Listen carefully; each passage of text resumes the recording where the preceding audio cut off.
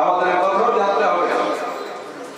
যদি কোনো কাজ ইখলাসের সঙ্গে শুরু করা হয়,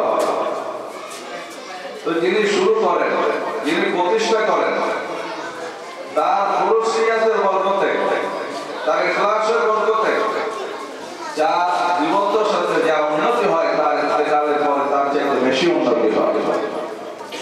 আমরা বাস্তবতা দেখতে পাচ্ছি, তাই না? এমন একটা সময় ছিল যখন মেহমান হাতে গোনা মেহমান আসতেন, আর অভিভূত হতে হয়, চোখ জুড়িয়ে যায়, তাই না? এটা হযরতের ফুরুসিয়াতের বরকত। আসলে তিনি একটা খুব বড় মাপের ব্যক্তিত্ব ছিলেন। আমরা অনেকেই তার জীবদ্দশাকে মূল্যায়ন করতে পারি না। হাদিস শরীফের ভিতরে রয়েছে, নবী পাক সাল্লাল্লাহু আলাইহি ওয়াসাল্লাম বলেছেন, ইদা মাতাল ইনসান, মানুষ যখন মারা যায়, আমরাও তো একদিন মারা যাবো, নাকি ভাই? কেউ কিছু তো আমরা থাকতে এসেছি, কেউ আসে না। আল্লাহ তাআলা কোরআন শরীফের ভিতরে পরিষ্কার করে বলে দিয়েছেন, আইনা মা তাকুনু ইউদরিকুমুল মাউত ওয়ালাউ কুনতুম ফি বুরুজিন মুশাইয়্যাদা। তোমরা যেখানেই যাও না কেন, যেখানেই তোমরা থাকো না কেন, মৃত্যু তোমাদের কাছে এসে হাজির হবে। যদিও মৃত্যুর হাত থেকে বাঁচার জন্য তোমরা কোনো মজবুত দুর্গ বা কিল্লার ভিতরে আত্মগোপন করো, সেখানেও কিন্তু মৃত্যু দিয়ে তোমাদের কাছে হাজির হবে। আমরাও মৃত্যুর বলে ডলে পড়ে। সুতরাং আমাদেরকে এমন জীবন বানাতে হবে যে আমরা চলে যাব, এমন লোকদেরকে আমরা ছেড়ে যাব যারা আমাদেরকে স্মরণ করবে, আমাদের জন্য দোয়া করবে, যারা আমাদের জন্য সরকার জারিয়া হয়ে যাবে। তো নবী পাক সাল্লাল্লাহু আলাইহি ওয়াসাল্লাম বলেছেন, ইদা মাতাল ইনসান, মানুষ যখন মারা যায়। আর নবীজি যা বলেছেন তার ভিতরে কি কোনো সন্দেহ আছে? কোনো সন্দেহ নেই।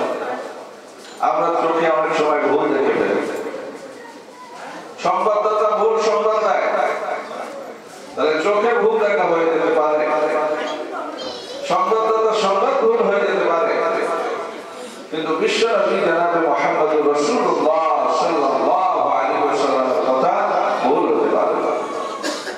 নবী বললেন, মানুষ যখন মারা যায়, ইনকাতা আনহু আমালু, আমল করবার সমস্ত রাস্তাটা বন্ধ হয়ে যায়, আমল শেয়ার করতে পারে।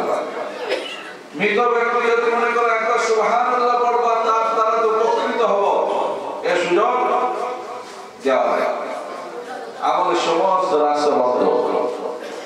কিন্তু ইল্লা সালাস, তিনটি রাস্তা এমন রয়েছে যার সোর্সে, যার মাধ্যমে মৃত ব্যক্তি কবরে শুয়ে শুয়ে উপকৃত হবে, সে নেকি পাবে।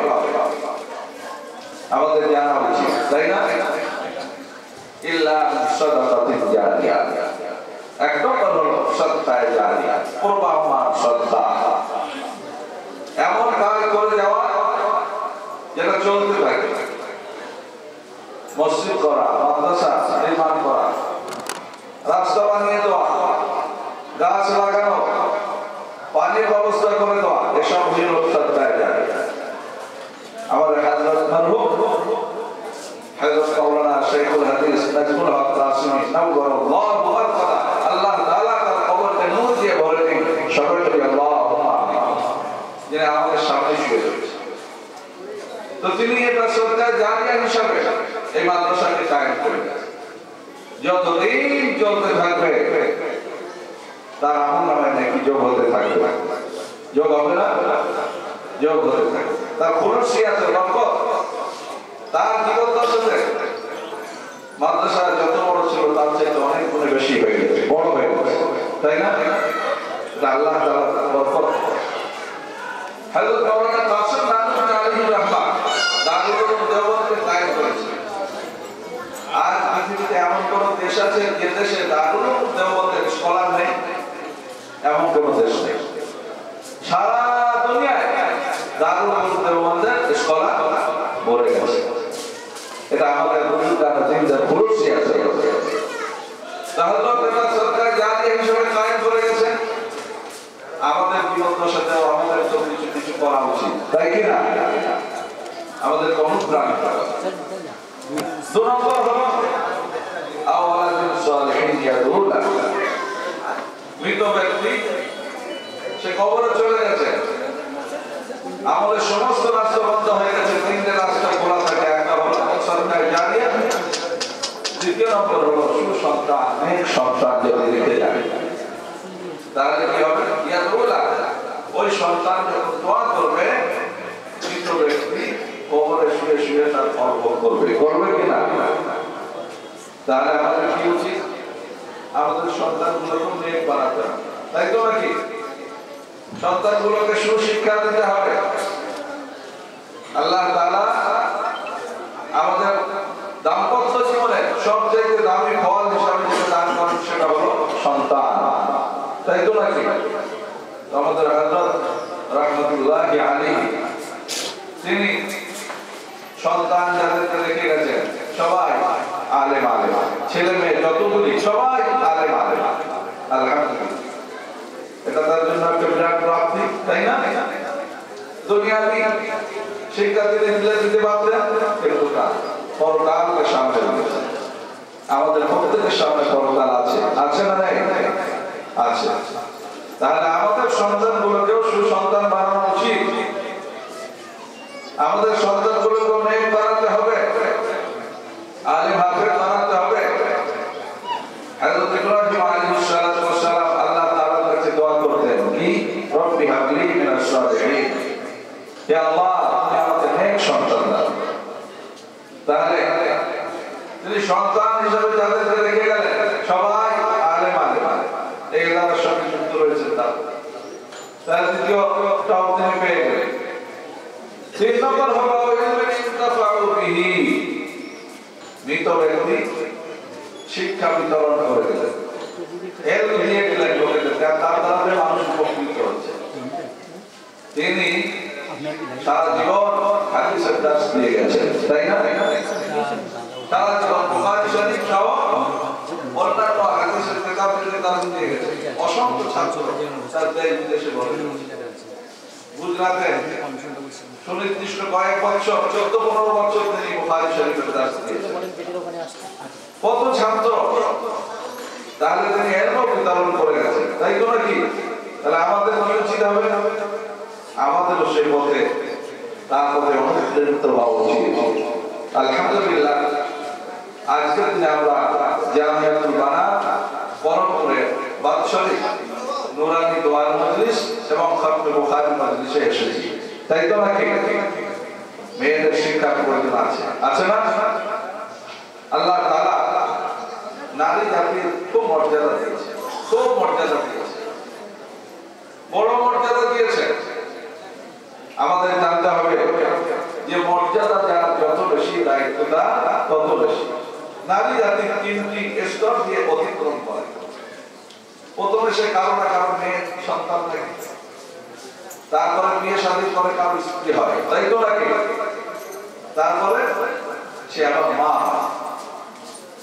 তো শৈশবে সে যখন কারো মেয়ে থাকে, বিয়ের আগে আগে তাকে প্রস্তুত করতে হয় ওই পুরো ক্ষেত্রে সে যথাযথ দায়িত্ব পালন করে।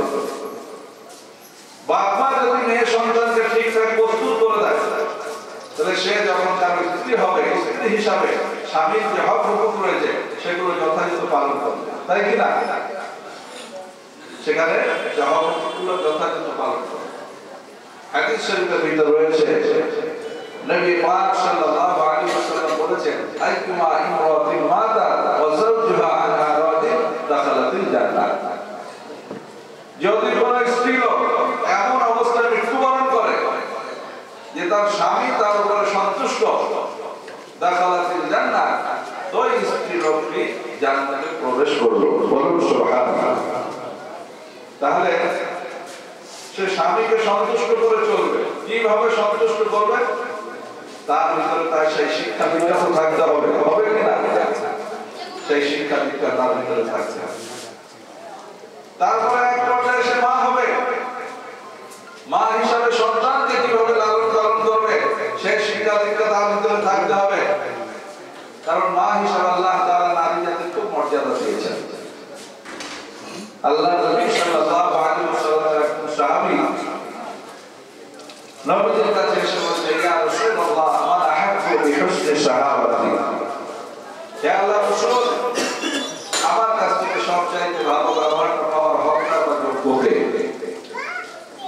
আমরা আচার আচরণ করে থাকি, ব্যবহার করে থাকি, তো তুমি জিজ্ঞাসা করছেন মান আহাব্বু বিহুসনি সাহাবাতি, আমার কাছ থেকে সবচাইতে ভালো ব্যবহারটা পাওয়ার হকটা বা যোগ্যকে। নবীজি বললেন, তোমার মা। সাহাবী আবার প্রশ্ন করলেন, সুম্মা মান, এরপরে কে? নবীজি বললেন, তোমার মা।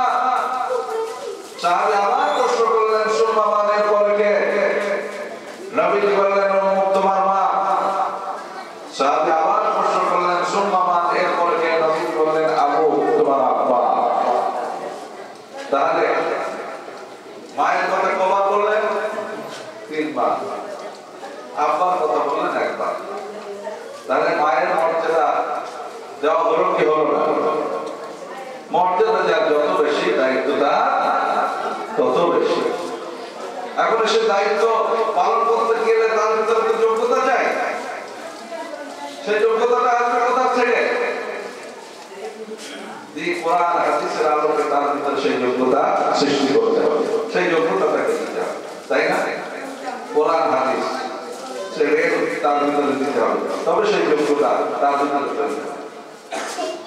আর আমরা দেখি যে আমাদের ঘরের বাচ্চারা, আমাদের ঘরের সন্তানেরা, তারা প্রচুর করে পানি নেয়, পানি ব্যবহার করে।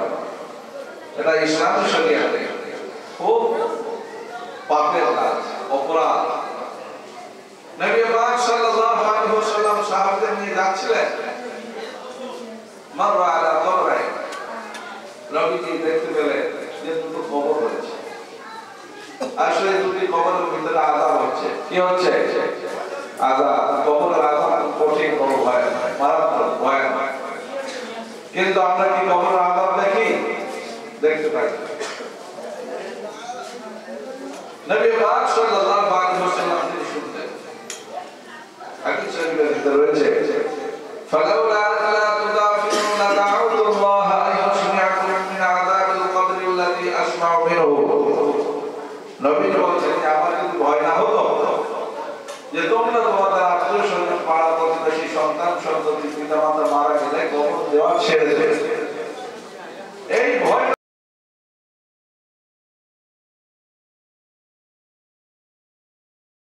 শুনে থাকি, আল্লাহ তাআলার কাছে দোয়া করে তোমাদেরকেও ওই কবরের আযাব শোনা দাও। তাহলে নবীজি যদি এই দোয়া করতেন যে হে আল্লাহ, তুমি আমার উম্মতকে কবরের আযাব শুনিয়ে দাও যেমন আমি কবরের আযাব শুনি, নবীজি দোয়া আল্লাহ তাআলা কবুল করতেন কিনা? কবুল করার সম্ভাবনা ছিল, তাই না? কারণ সমস্ত নবী রাসূল তারা হলেন মুস্তাজাবুদ দাওয়া, দোয়া করলেই তাদের দোয়া কবুল হয়ে যাবে।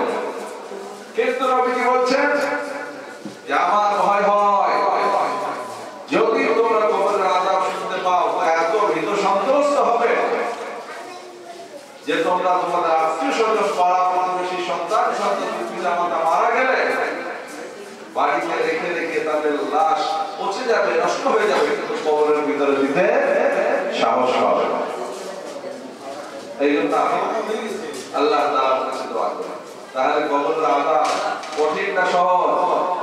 খুব কঠিন, তাই না? হযরত উসমান রাদিয়াল্লাহু তাআলা আনহু সম্পর্কে আমরা তো বারবার শুনি, তিনি এত কাঁদতেন যে চোখের পানিতে তার দাড়ি একেবারে তার হয়ে যেত, ভিজে যেত। কবরের আযাব সম্পর্কে তিনি এত চিন্তা করতেন। এখন নবীজি কবরের আযাব শুনতে পেলেন। হাদিস শরীফের ভিতরে রয়েছে, আমানি ওয়া'যাবানি ফি কাবীর।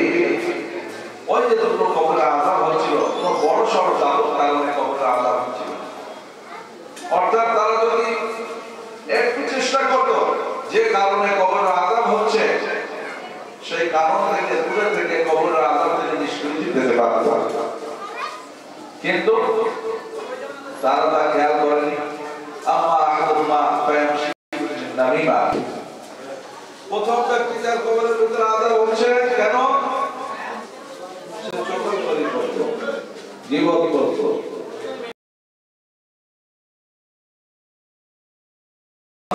দ্বন্দ্ব লাগাতো, চগলখড়ি করলে মানুষের ভিতরে অশান্তি হয় কি হয় না?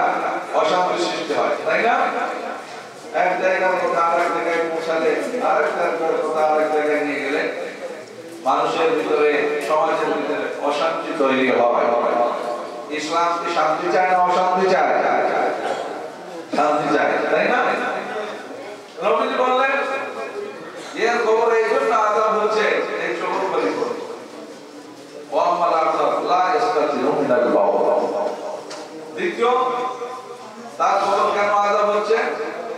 সে প্রস্রাব করতো, প্রস্রাবের ছিটে ফোঁটা কাপড়ে লাগতো, প্রস্রাব করে পানি ব্যবহার করতো না, এই জন্য তার কবরের ভিতরে আযাব হচ্ছে। পেশাব করে পানি না নিলে, শরীর অপবিত্র রাখলে কবরের আযাব হয় কি হয় না?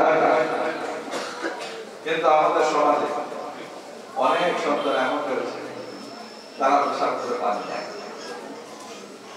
আমি অনেক চিন্তা করে দেখেছি, যারা প্রস্রাব করে পানি ব্যবহার করে না, তারা যখন পায়খানা করে তারা পানি নেয় কি নেয়? পানি নেয়, নেয় তো নাকি? কিন্তু যখন প্রস্রাব করছে তখন পানি নিচ্ছে না কেন? এই অসুখটা এলো কোথা থেকে? মারাত্মক অসুখ। নবী পাক সাল্লাল্লাহু আলাইহি ওয়াসাল্লাম বলেছেন, ইস্তাসরিহু আনিল বাউল ফাইন্না আমাতা আযাবিল কবর। তোমরা পেশাবের ছিটে ফোঁটা থেকে নিজেদের দেহকে কাপড়ে রক্ষা করো। ফাইন্না আমাতা আযাবিল কবর মিনহু। কারণ সচরাচর কবরের আযাব এই জন্য হয় যে পেশাব থেকে নিজেদের দেহকে কাপড়ে রক্ষা করা হয় না। তাহলে আমরা তো সবাই কবরের আযাব থেকে বাঁচতে চাই, তাই না? এখন আমি অনেক চিন্তা ভাবনা করে দেখেছি যে তারা পায়খানা করে পানি নাই কিন্তু পেশাব করে পানি খায় না কেন? এই অসুখটা এলো কি করে? তো আমি যেটা পেয়েছি সেটা হলো এই অসুখটা এসেছে যার শৈশবে, শিশুকাল থেকে। বাচ্চা দেখবেন মায়ের ভিতরে যদি দিন থাকে, ছোট বাচ্চাও যখন সে প্রস্রাব করবে তাকে মা পরিষ্কার করার দোয়ায় প্রস্রাব। কিন্তু সচরাচর দিন যদি না থাকে, মায়ের ভিতরে যদি সেই শিক্ষা দীক্ষা না থাকে, আর আমরা সচরাচর সমাজের ভিতরে দেখি যে বাচ্চা প্রস্রাব করার পরে মা কিছু না করিয়ে তাকে কাপড় পরিয়ে দেয়। পায়খানা যখন করে তাকে ধোয়, পানি দিয়ে পরিষ্কার পরিচ্ছন্ন করায়, কিন্তু প্রস্রাব করার পরে তাকে ধোয় না, পরিষ্কার পরিচ্ছন্ন করায় না, তাকে আবার প্যান্ট কাপড় পরিয়ে দেয়। এই বাচ্চায় ছোট থেকে লক্ষ্য করেছে, তাই যখন আমি প্রস্রাব করি মা তো আমাকে ভয় কাপড় পরিয়ে দিয়েছে, কিন্তু পায়খানা যখন করেছি তখন মা আমাকে ধুইয়েছে, পরিষ্কার করিয়েছে। তাহলে সিস্টেমটাই যে প্রস্রাব করে পানি দিতে হয় না, পায়খানা করে পানি দিতে। তাহলে অসুখ এলো কোথা থেকে? অসুখ এলো মায়ের কাছ থেকে, তাই তো নাকি? এখন কিয়ামতের ময়দানে আল্লাহ তাআলা নারী জাতিকে, মাকে জিজ্ঞাসা করতে পারে কি পারে না যে তোমার দাম্পত্য জীবনের সবচেয়ে দামি সম্পদ হিসাবে, ফসল হিসাবে তোমাকে আমি সন্তান দিয়েছিলাম, সেই সন্তানকে লালন পালনের দায়িত্ব ছিল তোমার, তার লালন পালন তুমি কিভাবে করেছিল?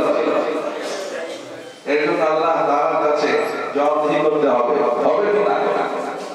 তাহলে মা হিসাবে সন্তান লালন পালন করতে গিয়ে তার যে দায়িত্ব রয়েছে, দায়িত্ব কর্তব্য রয়েছে, এই দায়িত্ব কর্তব্য বোধটা আসবে কোথা থেকে? তার শিক্ষার প্রয়োজন আছে, কোরআন হাদিসের শিক্ষার প্রয়োজন রয়েছে। নবী পাক সাল্লাল্লাহু আলাইহি ওয়াসাল্লাম তিনি দুনিয়া থেকে বিদায় হয়ে গেলেন। তিনি বলেছিলেন, দেখো আমি চলে যাব, অনতিবিলম্বে আমি দুনিয়া ছেড়ে পারলৌকিক জীবনে চলে যাব, কিন্তু আমি চলে গেলেও ভয় পাওয়ার কোনো কারণ নেই। আমি তোমাদের কাছে তোমাদের নিরাপত্তার চাবিটা দিয়ে যাব। তারা সত্যি তোমার ভয় তোমাদের ঘরের ভিতরে দুটি জিনিস দিয়ে গেলাম। লাতাদিল্লু মা তামাসসাকতুম বিহিমা। সেই দুটো জিনিসের সঙ্গে তোমাদের সম্পর্ক থাকবে, ততক্ষণ তোমরা পথভ্রষ্ট হবে না, পথ হারাবে না, তোমরা গোমরাহ হবে না।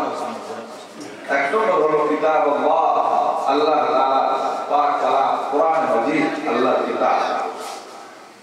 দ্বিতীয় হলো সুন্নাত রাসূলি, নবী পাক সাল্লাল্লাহু আলাইহি ওয়াসাল্লামের নুরানি সুন্নাত, তাই না? সুতরাং নারী জাতিকে, আমাদের সন্তানদেরকে, তাদেরকে কোরআন হাদিসের শিক্ষা দিতে হবে। এবং আলহামদুলিল্লাহ সমাজের ভিতরে, মুসলিম সমাজের ভিতরে একটা বর্তমানে একটা চেতনা তৈরি হয়েছে। এমন একটা সময় ছিল যখন যারা মাদ্রাসাতুল বানাত চালাতেন, বালিকা মাদ্রাসা চালাতেন, তাদেরকে সমালোচনার মুখে পড়তে হতো। কথা ঠিক না বল? কিন্তু যত দিন যাচ্ছে আমরা বাইরের পরিবেশ পরিস্থিতি দেখছি, তত আমাদেরকে বুঝে আমরা বুঝতে পারছি যে বালিকা মাদ্রাসার প্রয়োজন আছে, আছে না নেই? বর্তমান সময় আমি খুব ভালো করে লক্ষ্য করতে দেখছি, নেহাত ভাগ্যবান অভিভাবক ছাড়া বাইরের জগতে তো দেখছি মেয়ে সন্তানকে নিজ হাতে করে খুব কম অভিভাবক বিয়ে দিতে পারছে। কথা ঠিক না বল? তারা নিজ ইচ্ছা মতো পাত্র বাছাই করে দিচ্ছে। তো অভিভাবকদের ভিতরে, সমাজের ভিতরে একটা চেতনা তৈরি হয়েছে যে সত্যি বালিকা মাদ্রাসার প্রয়োজন রয়েছে। কারণ এই উপেক্ষা করা দায়িত্ব, কর্তব্যবোধ তাদের ভিতরে ঢোকাতে হবে। আমরা জানি পুরুষের উপরে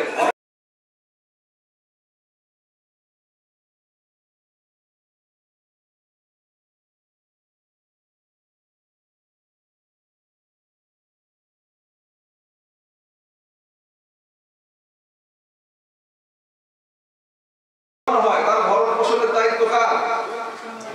তার ভাইয়ের। সে যদি কারো স্ত্রী হয়, তার ভরণ পোষণের দায়িত্ব কার?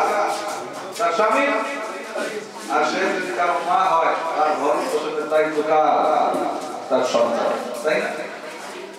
তাহলে কোন স্ত্রী লোকের উপরে কারো ভরণ পোষণের দায়িত্ব চাপানো হয়নি। এটা অত্যন্ত যুক্তিসঙ্গত, তাই না? তাদের শক্তি, সামর্থ্য, তাদের ক্ষমতা অনুপাতে আল্লাহ তাআলার দিলাম বড় উন্নততর নিলাম। কিন্তু পুরুষের উপরে ভরণ পোষণের দায়িত্ব দেওয়া হয়েছে। অনেক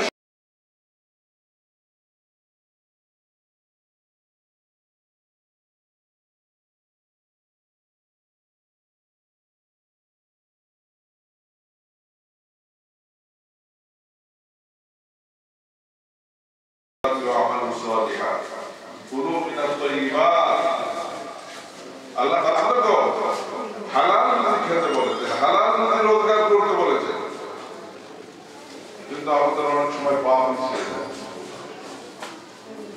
আমাদের একই কমজোর হওয়ার কারণে পাপ পিছিয়ে যায়। আমরা হারামে পা দিয়ে ফেলি। আমরা কথা বলেই যাই যে রুজির মালিক আল্লাহ, তাই না?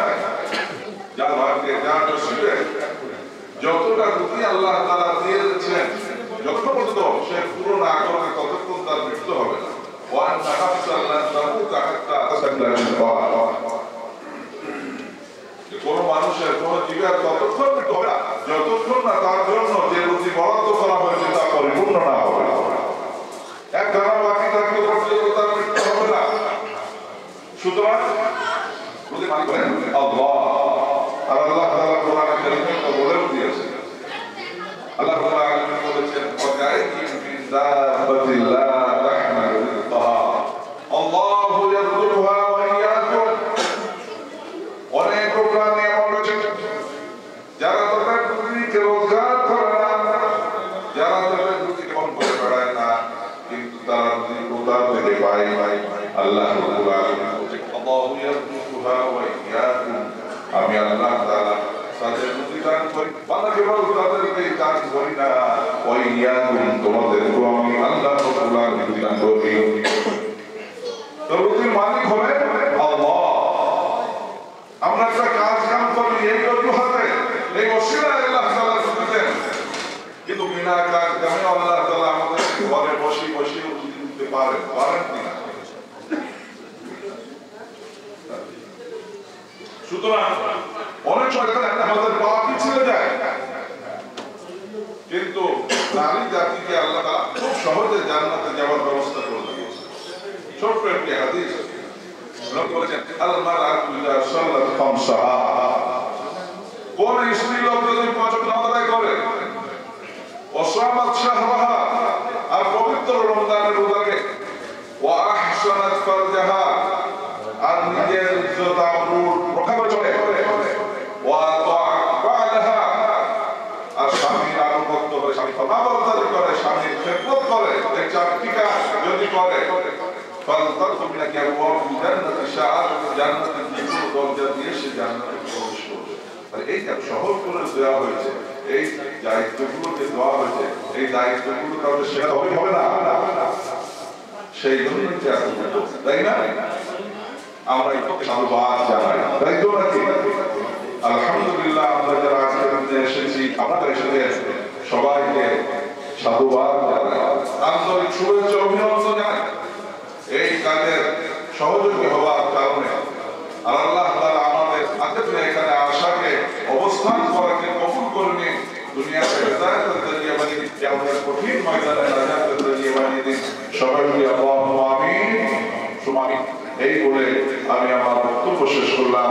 ওয়া আখিরু দাওয়ানা আলহামদুলিল্লাহি রাব্বিল আলামিন।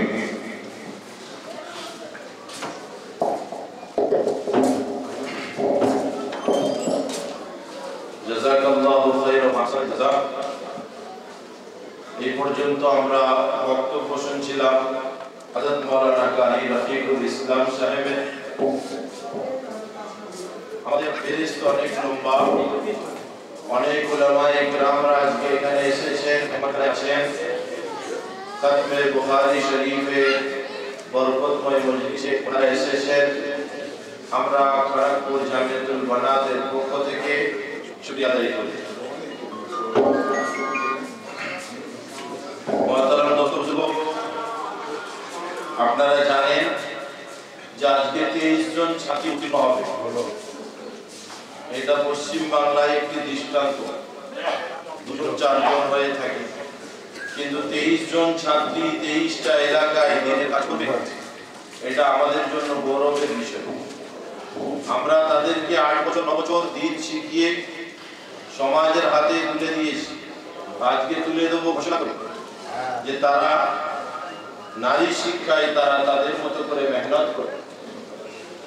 এই মহিলা মাদ্রাসা 2002 থেকে পঞ্চা হযরত মাওলানা নাজমুল হক সাহেব রহমাতুল্লাহ আলাইহি যার ক্লান্ত পরিশ্রম এবং মেহনত, আপনারা এত সুন্দর সুসজ্জিত বাগান দেখতে পাচ্ছেন, তার মেহনতেই আজকে আমরা এখানে বসতে পেরেছি। আল্লাহ পাক তাকে জান্নাত নসিব করুক এবং তার রূহের মাগফিরাত করুক।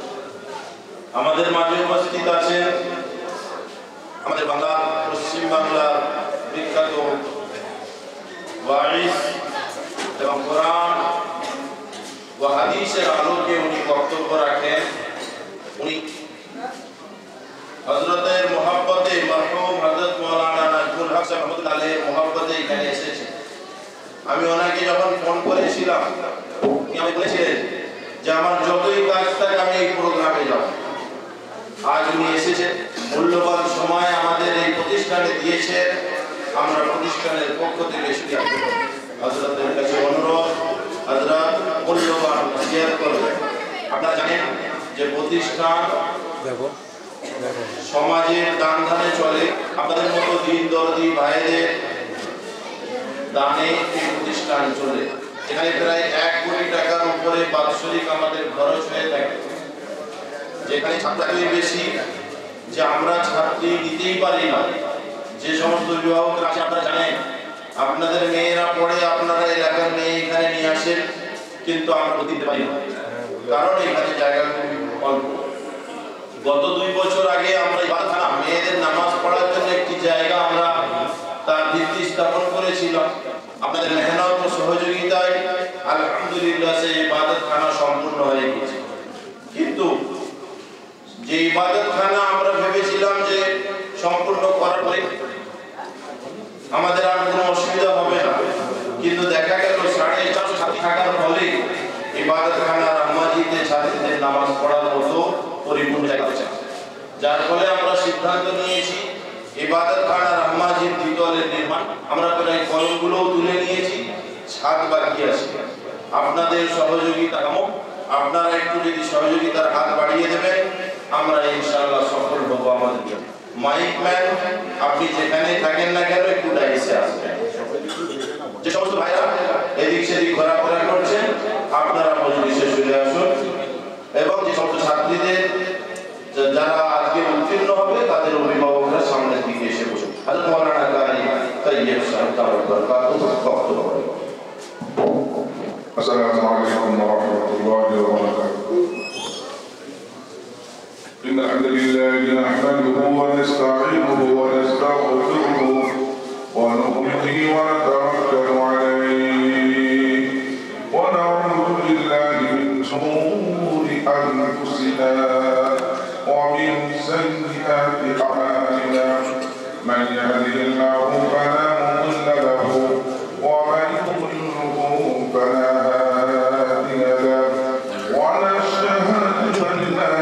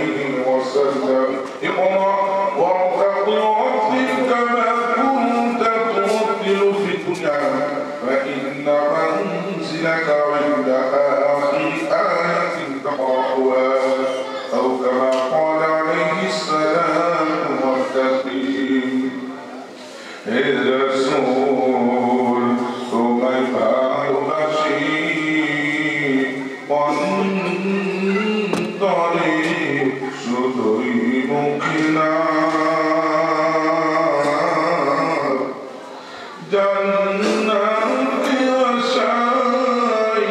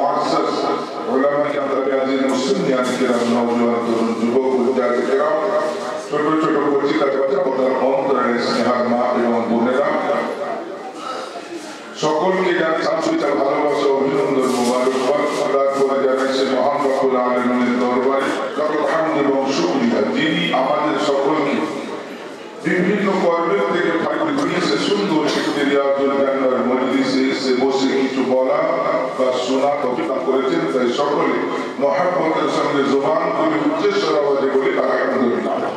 নবী কুলের শিরোমণি আফাই নামদার তাজদার মাদানী সরওয়ারে কাউনাইন রহমতুল আলামিন শফিউল মুজনবী আমিনার লাল মদিনার বুলবুল শহীদ শাহিদ মালম চাকি মাহশর সামনে কৌসর গাদুল দুজা শরফুল হুদা নূর আলা নূরিল্লাহ আলা মুহাম্মদুর রাসূলুল্লাহ সাল্লাল্লাহু আলাইহি ওয়াসাল্লামের প্রতি জানাই জামা তুবারুল এবং সালাম। তাই যে বিশ্বনবী বিশ্বকবি বিশ্বনবী আমাদের সবে দাঁড়ি থেকেও মহব্বতের নবী, সেই নবীর উপরে সকলে মহব্বতের সঙ্গে জবান করে উচ্চস্বর আওয়াজে দরুদ ইব্রাহিম তেলাওয়াত করি। আল্লাহুম্মা সাল্লি আলা মুহাম্মাদ ওয়া আলা আলি মুহাম্মাদ কামা সাল্লাইতা আলা ইব্রাহিম ওয়া আলা আলি ইব্রাহিম ইন্নাকা হামিদুম মাজিদ। শুধু শ্রোতামণ্ডলী, আজকের এই প্রোগ্রাম এতই মহিমা এতই মর্যাদাশীল প্রোগ্রাম, যেই প্রোগ্রামে এসে আপনি যদি বসে গেছেন আপনার মাত্রা কোথায় লেট হবে। যেই প্রোগ্রামে আপনি আসার পর আপনার কদমে কদমে আল্লাহকে দিয়েছেন, যতক্ষণ আছেন সেই প্রোগ্রামে ততক্ষণ পর্যন্ত রহমতের ছায়াতলে আপনি বাস করেছেন। খালি দিনটা একটুকু সজাগভাবে খোদার মহব্বত কাছে, তাহলে আপনার মাগফিরাত করে কোনো লেট হবে না। কেন? এই প্রোগ্রাম একটা হাদিসের প্রোগ্রাম, একটা কোরআনের প্রোগ্রাম। অতএব আল্লাহ তাবারক ওয়া তাআলা বলেছেন, যারা আমাকে আমার রাসূলকে ভালোবাসলো, অতএব তাদের জন্য আমি আল্লাহ তাবারক দুনিয়ার মধ্যে কোন কাউকে তার মুখাপেক্ষী করব না। আমি আল্লাহকে বেছে নিয়েছে, সকলের ভালোবাসা তার দিলেতে আমি দিয়ে দেবো, সকলের দিলের মধ্যে তার ভালোবাসাটা আমি জমিয়ে দেব, কেউ তাকে ভয় দেখাতে পারবে না। এটা ঘোষণা দিয়েছেন আমার কথা। وَإِمَّا يَأْتِيَنَّكُم مِّنِّي هُدًى فَمَن تَبِعَ هُدَايَ فَلَا خَوْفٌ عَلَيْهِمْ وَلَا هُمْ يَحْزَنُونَ। দয়াল প্রভু রব্বানা বলেছেন ঘোষণা, ও গোলাম তোমরা প্রাণ খুলে শোনো আমার কালাম, আল্লাহ জানিয়ে দিলাম আমার কালাম।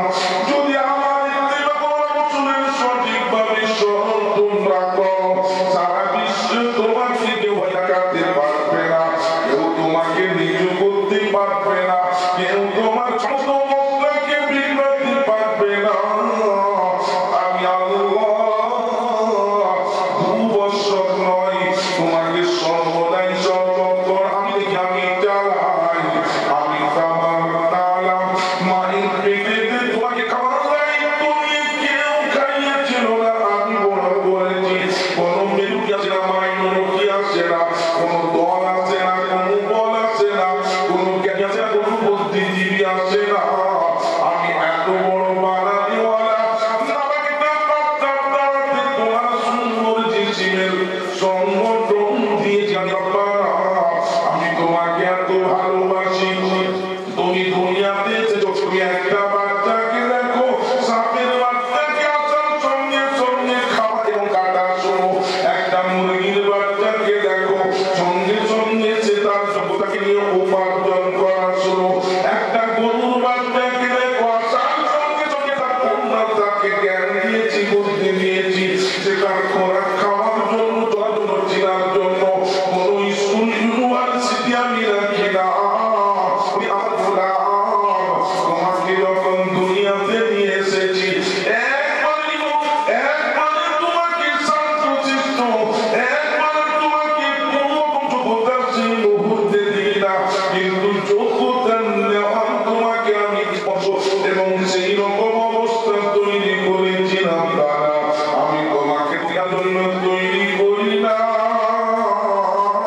আমি তোমাকে তৈরি করেছি আপনারা জান্নাতের জন্য। জান্নাতি খোরাক উম্মতের বিছানায় 2 বছর তোমাকে খাইয়ে আস্তে আস্তে বড় করেছি আমি।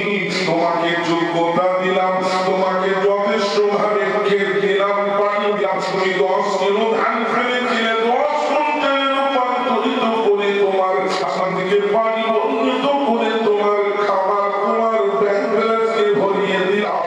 আমি আল্লাহ তাবারক ওয়া তাআলা সুন্দর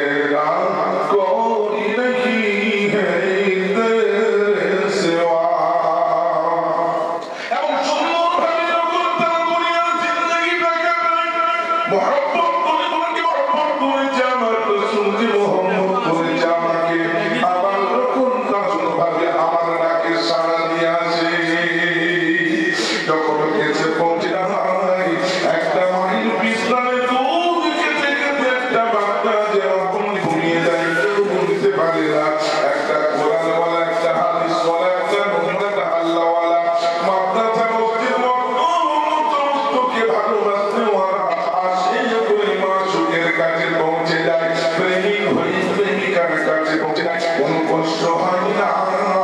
আর যারা মানে না তারা যখন যায় অনেক কষ্ট হয়, করা যাবে না। কিন্তু যখন কবরেতে পৌঁছে যায় সেই মুহূর্তে আল্লাহ তাবারক তাআলা নবী সাইয়্যিদুল আম্বিয়া মুহাম্মদুর রাসূলুল্লাহ সাল্লাল্লাহু আলাইহি ওয়াসাল্লাম বলেছেন, উম্মতি রে, যখন তোমরা আমার নিসবত নিয়ে, আমার মহব্বত নিয়ে, আমার মেহমান রাসূল ওই কবরেতে পৌঁছবে, ওই কবরটা হবে একটা জান্নাতের বাগিচার মধ্যে একটা বাগিচা, আহলে জাহান্নামের গাড্ডার মধ্যে একটা গাড্ডা। কিন্তু যখন পৌঁছে যাবি, যারা আমাকে ভালোবেসেছিল, আমার আল্লাহকে মহব্বত করেছে, আল্লাহর কারণে চলে মন প্রাণ জড়িয়ে নিজের বাচ্চা বাচ্চিদেরকে কামের নিসবত জড়িয়েছিল। বাবা আমার নবী বলেছেন, ওরে উম্মতি, তুই আমার ইমানদের কদর করেছিলি। একটা ছোট্ট মাদ্রাসাতে পড়তে পড়তে হঠাৎ করে অফিসে এসে চোখের পানি ঝরঝর করে হয়। জিজ্ঞাসা করলো, মা তুমি কাঁদছো কেন? বলছে, হুজুর গো, আমার বাপ নাই, আমার বাবু নাই, আমার আব্বা দিকে বলেছে, আমার নিজের মা একদিনও আসে না, আমার আব্বা অনেকদিন পরে একবার বলে আসে, কিন্তু সকলের মা এসে দেখা করে যায়। আর মনে বড় কষ্ট হয়, আল্লাহর কালামকে শিক্ষা নেওয়ার জন্য বছর পার হয়ে গেল। আজকে আমার রাস্তায় ফজিলত হবে, সকলের মা আসবে, আমার মা নাই গো, কে আসবে? সকলে কবুল করে নিয়ে যাবে। ওস্তাদ হুজুরের চোখে ঝরঝর করে পানি বলে, বাচ্চি রে, কে তোমরা তুমি মর্যাদা দিয়েছেন রব্বানা, আমি যদি বাবরি তোমার, আমার বিবি যদি বাবরি, মনের ব্যথা কি মিটবে না? আমি আমার স্ত্রীকে পাকে মাইনাকে ফোন করে দেব, মনে দিন করিও না, কষ্ট দিও না, কেঁদো না, কেঁদো না। কতদিন মা বুঝতে পারি না, আজকে যদি মা থাকতো, আসতো, কতটা খুশি হতো, আমার সমস্ত কিছু মনের আবেদনটা পূর্ণ হয়ে যেত। কিন্তু মা নাই, যদি আসতো, আমি তার হাতে হাত দিয়ে তার কাছে বসে তার মুখে তোমাকে আমার মনের আশাটা পূর্ণ হতো। তোকে পানি ঝরঝর করে ঝরিয়ে বলছেন, বেটি রে, আমার মেয়ের মতো দুঃখ করো না, যাও চলে যাও, আল্লাহ তোমাকে বড় করবে, যতদিন এখানে পড়বে আমি আল্লাহ রাসূলের মেহমান হিসাবে তোমার কথা বলুন সুবহানাল্লাহ। ওই ব্যক্তিটা যখন কবরে গেছে, আল্লাহ তাবারক তাআলা নবী বলেছেন, সকলে যেদিন কবরেতে যাবে, নবীর ঘোষণা রয়েছে, ইদা উজাল মাইয়িতু ফি কবরিহি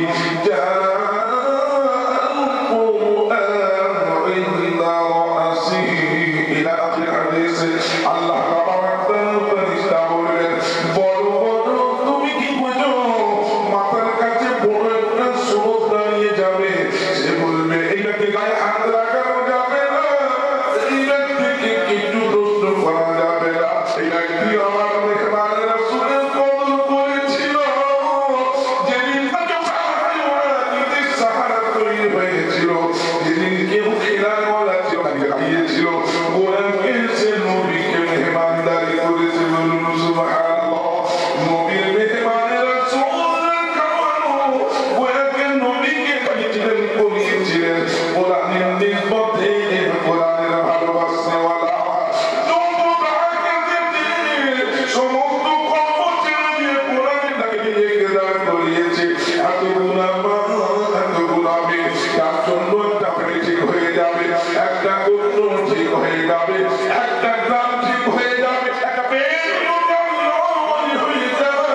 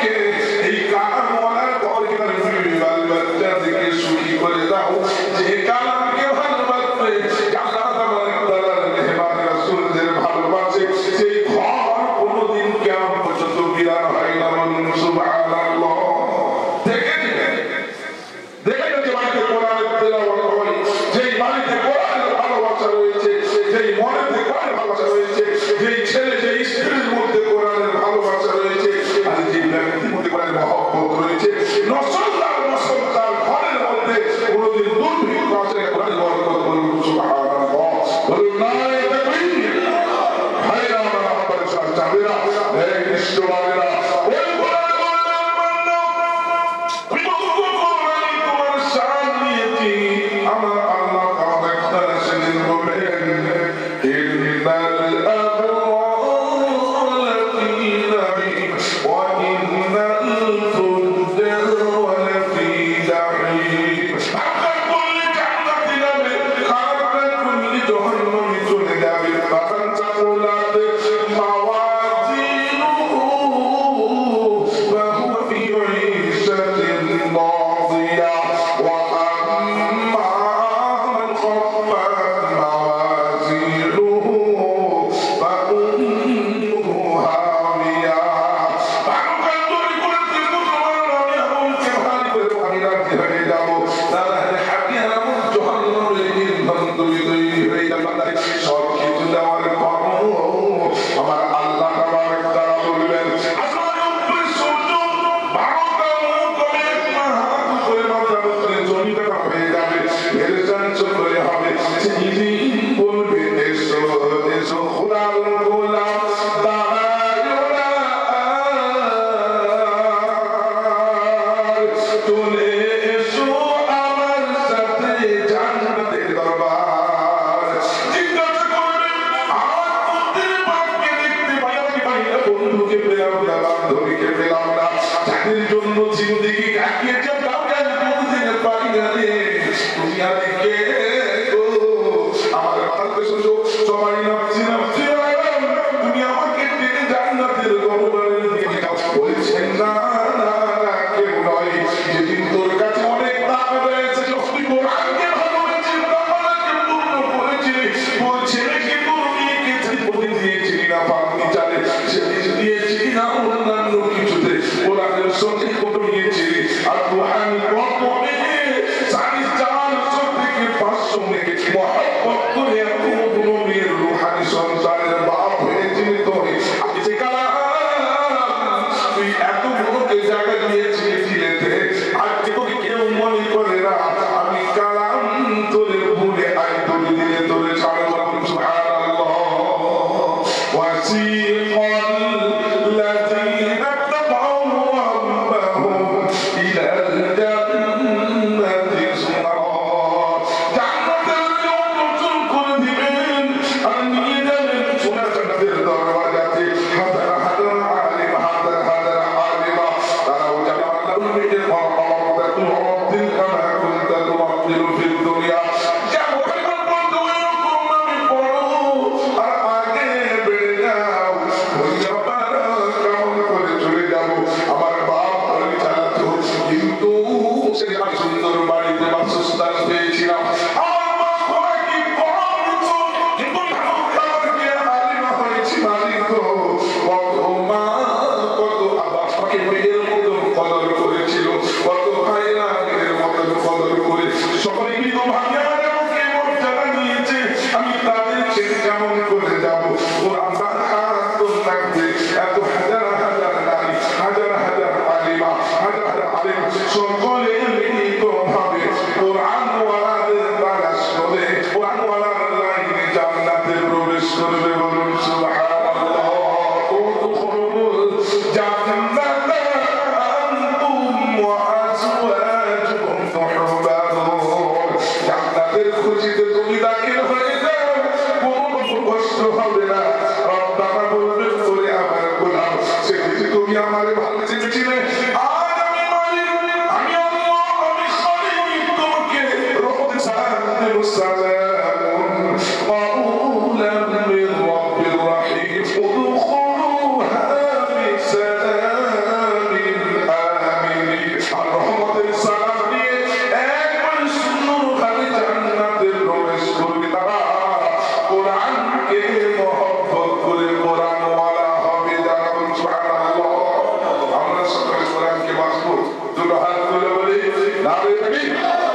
আল্লাহ যেন কবুল করে।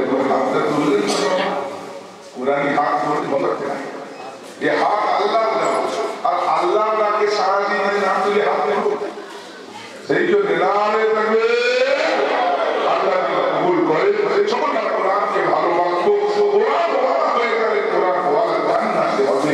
সেই জান্নাতে সবাই করে থেকে পাস হবে।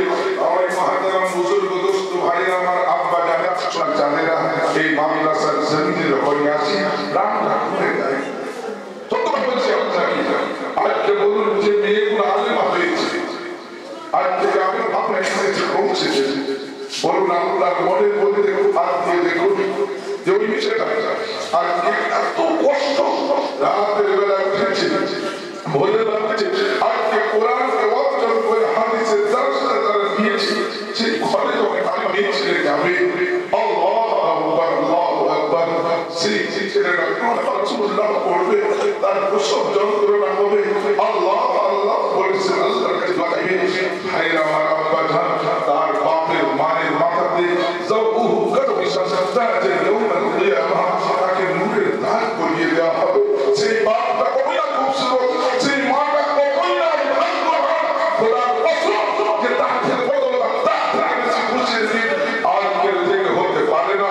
সেই জন্য ভাইরা আমার শোনা যাদেরা আজকে যাদেরকে মৌনের মধ্যে মেয়ে ছেলে অথবা কোটি থেকে মেয়েদের স্বাধীনতার কমি করে না, আপনি যেরকম পাবেন হাজরাতে রাদিয়াল্লাহু তাআলা আনহুকে মুকাম্মাল চাইলে হাফেজ শরীয়তের মধ্যে হযরত আয়েশাকেও পাবেন, যেখানে আপনি পাবেন বিয়ান করে মুজাহিদ সাইয়্যিদুস সালামি হামজা, সেইখানে হযরত খাওলাকেও পাবেন, যেখানে সর্বপ্রথম মুসলিম সাইয়্যিদ জান্নাত হযরত আবু হুরায়রাকে পাবেন, সেখানে হযরত আয়েশা নিদর্শন আপনি দেখতে পাবেন।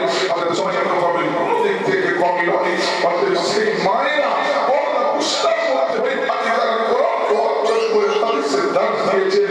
তো ভাই, এই জন্য এখানে করতে নামাজ পড়া হচ্ছে, জায়গাটা আমি প্রথমে এসে দেখে ভিতরে দেখে গেছি। আমি জিজ্ঞেস করলাম আহমদ বাবুকে যে ভাই বাবু কেমন করে বলছে হুজুর জায়গা নাই, জায়গা পুরাই না। আর আপনার একটা মেয়ে হতে পারে যেখানে তাকে নামাজ পড়েছে, মকবুল ইবাদতের সব কবরে শুয়েছে, বেঁচে থাকবেন, এটা মুহাম্মদুর রাসূলুল্লাহ বিরাট বড় কি হতো ওয়াফা। যদি মুহাম্মদুর রাসূলুল্লাহ ইসলামের উম্মতরা হতে পেতেন না, চলে যাবেন, সব বন্ধ হয়ে যাবে।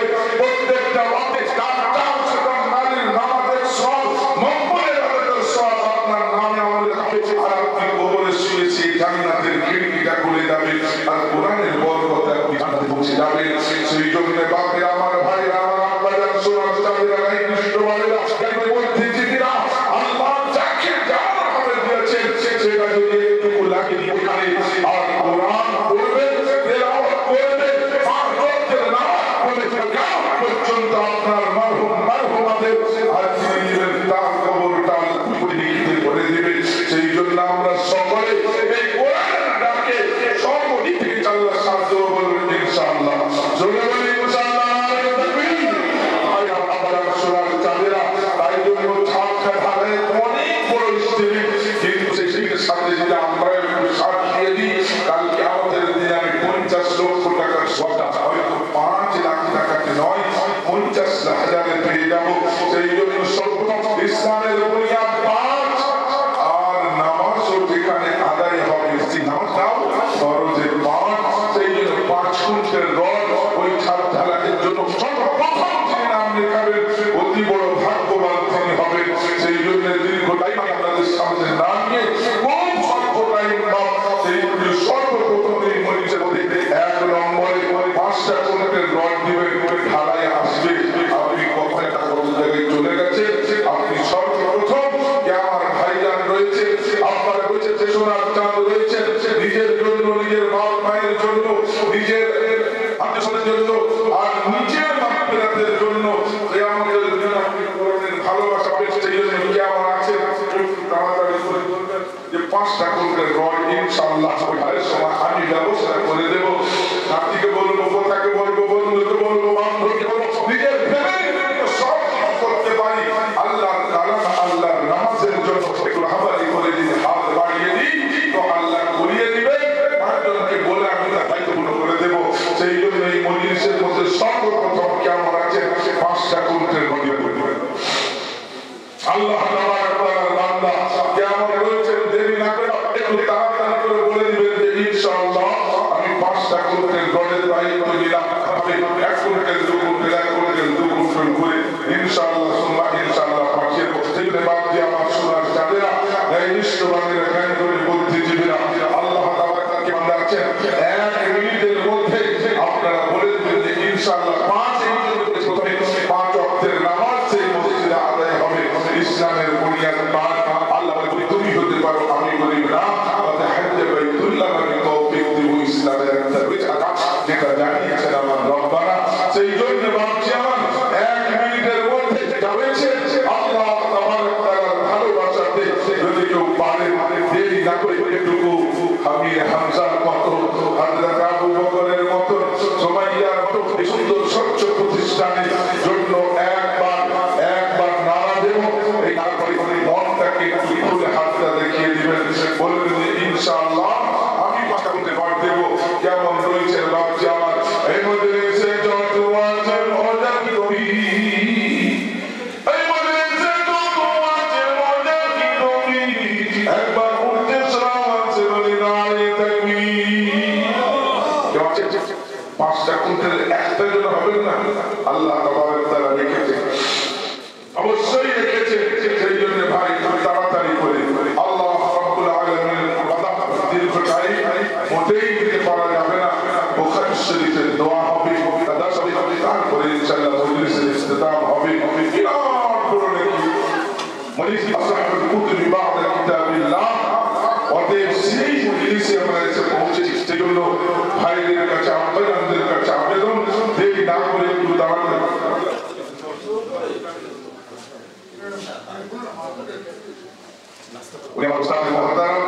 যতটা বলছি সব ওনাদের দোয়া তো সেখানে ভাই কাছে 1 মিনিট টাইম বলেছিলাম 1 মিনিট টাইমের মধ্যে আপনি আপনার থেকে ব্যবস্থাপনা করে দিবেন।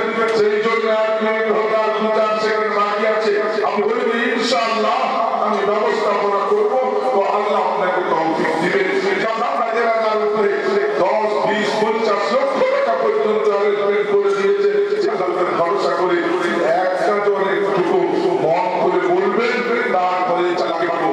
কেউ আমার নেই যে 5 কুইন্টাল রড এই মজলিসের মধ্যে এক লোক সর্বপ্রথম আওয়াজ হাত করবেন আপনি আস্তে আস্তে করে 1 কুইন্টাল করে পাঠাবেন।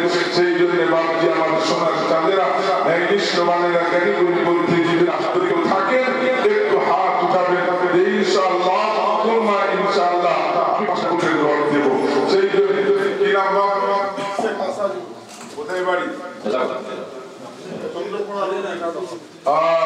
চন্দ্রকোনা রোড মেটা আসাদু মাশাআল্লাহ নওজোয়ান ছেলে গো আপনারা ছেলে ইন্ডিয়া ক্লিয়ারেন্স মানসা কই জামাত ভাইজান সেই মাসা থেকে দেখুন যেটা দিশবল বলে আল্লাহ আমার বান্দা মাগি দেহ মাতা চাল সিদ্ধ দাবি ছিল আর সেই না মাগি দেহ মাতা চাল না খানা জন্য 5 কুইন্টাল